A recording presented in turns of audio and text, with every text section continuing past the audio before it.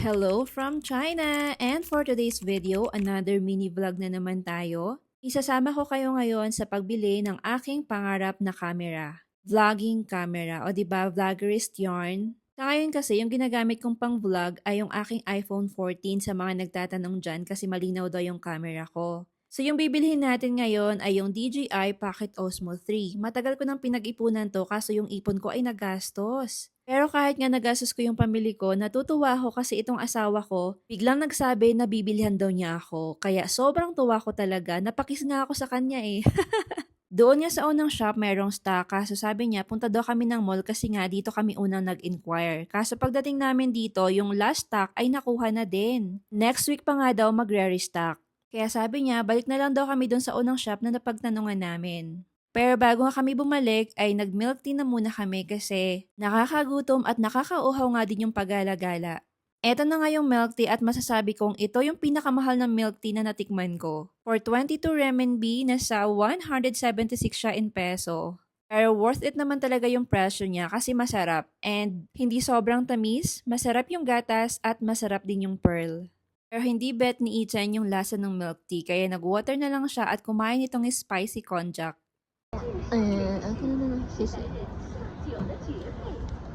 Don't drink water.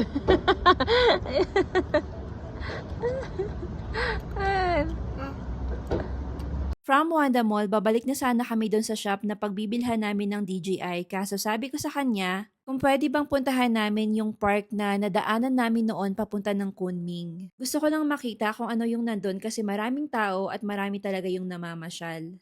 Eto nga pala yung itsura ng park. Hindi ko lubos akalaing may tubig pala dito at malawak. Hindi mo kasi matatanaw yung tubig pag nasa kalsada ka lang at ang linaw ng tubig dito. Pwedeng lumangoy. Kaso bawal pero pwede kang mamingwit. Kami nga din yung nagpapalipad ng saranggola dito kasi ang lawak din talaga ng lugar.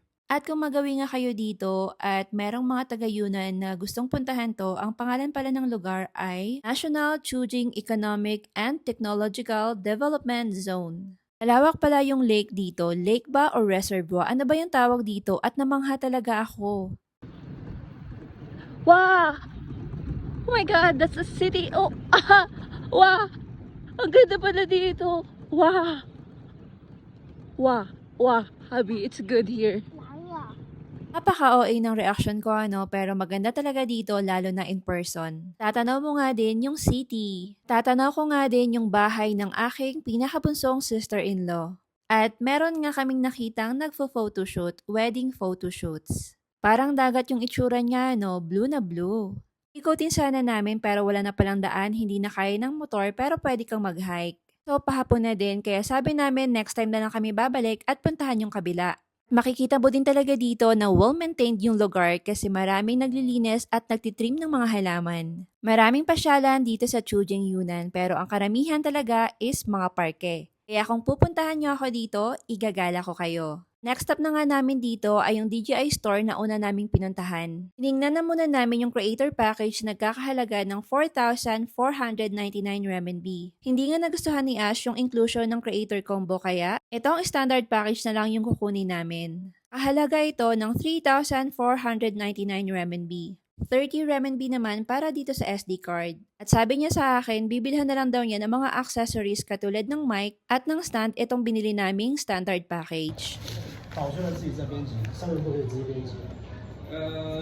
这个软件上面就有大概的配置。这个啊，对，但是最好建议，因为它那个不怎么专业，可以拿下载一个就导出来。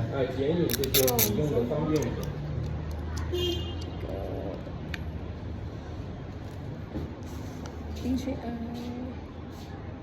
English, yeah.那 English？ English, how? What's this one? Activate before 你 use. 这个下完以后就可以给它 Swipe. 激活一下就行。等一下，等一下，What are you doing?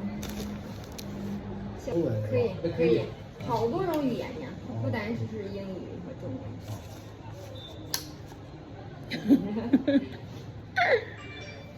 Eto na nga at nakuha na natin ang ating pangarap na vlogging camera at soon ikikwento ko sa inyo kung bakit ba ako nagpunta sa vlogging at kung paano ba ako nagsimula.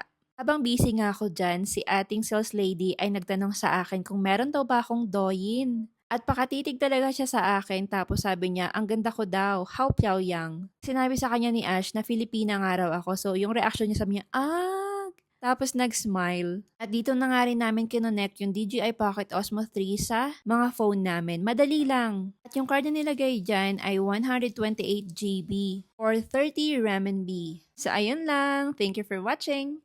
Bye-bye!